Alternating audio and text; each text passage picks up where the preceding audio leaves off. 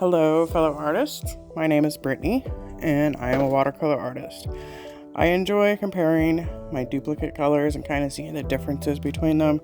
I am starting with my Blue Pine Arts journal, and the first color I'm going to use is Blue Pine Arts Staranise Caput Mortem. I'm not great at saying it, but I will give it my best. Blue Pine Arts describes their Caput Mortem as a purple brown with a cool pink undertone. It's a rich color with a large tonal range. And you can kind of see that pink color floating around whenever I do the wet on wet. It kind of separates out and turns the water pink. It's so beautiful. I just love it. And coming up, you will see after the wet version, I show a picture of it all dried. And then at the end, I'll show it dried again.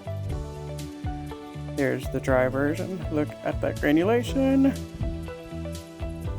Okay, next up we have Winsor & Newton, and they call it Caput Mortem Violet. It is a soft mauve brown color. It is an opaque pigment, and it was called Caput Mortem, meaning head of the dead, by the Romans, referring to the color of dried blood. And it is a lot more brown. It's not as reddish pink as the Blue Pine Arts, and it's not as blue violet as you might see that the Rosa is. But you can see on the wet on wet, it pushes those pigments around. Here's the dried version. Okay, up next we have Rosa's Art Gallery, and they are a Ukrainian manufacturer of fine art materials, and their version is what made me fall in love with this color and the PR101 pigment itself.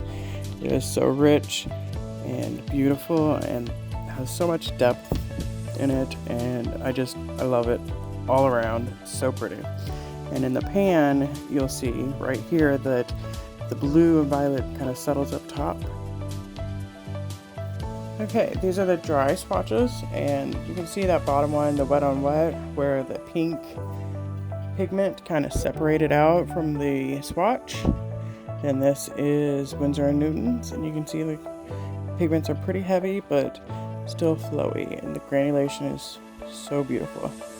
Okay, here is the Roses swatch, all dried and done. You can see the granulation and how the mass tone is so opaque. It's lovely.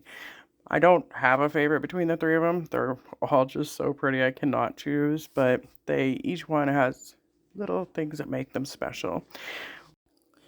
In Latin, Caput Mortem means deadhead or worthless remains, and it's made from natural hematite-containing earth pigments, like those used in Roman frescoes, or synthetic iron oxide pigments. In the 17th and 18th century, it was residue left over from an alchemical reaction. Purple pigments were pretty rare in medieval and Renaissance Europe, so pigments with purple hue were considered pretty special. It's not uncommon to find portraits of people wearing Caput Mortem colored robes. I don't have every brand of every color out there, but I enjoy comparing what I do have. I hope you can join me and we can go over these color comparisons together, and you can find one that is your favorite.